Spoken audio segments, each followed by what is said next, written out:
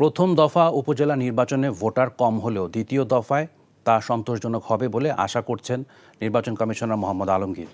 নির্বাচন সুষ্ঠু করতে সকল প্রস্তুতি সম্পন্ন করার কথা জানিয়েছে নির্বাচন কমিশন। কত শতাংশ ভোট হলে নির্বাচন সন্তোষজনক হবে তা নির্ধারিত নেই বলেও জানান নির্বাচন কমিশনার আলমগীর। পার্শ্ববর্তী দেশ ভারতের উদাহরণ দিয়ে তিনি বলেন, ভোট দেওয়ার মানসিকতার পরিবর্তনের কারণেই ভোটার উপস্থিতি বাড়ছে না। এছাড়াও প্রথম ধাপে প্রতীক বরাদ্দে অনিয়মের কারণে সহকারী প্রোগ্রামারের বিরুদ্ধে মামলার সুপারিশ করার কথাও জানিয়েছেন তিনি।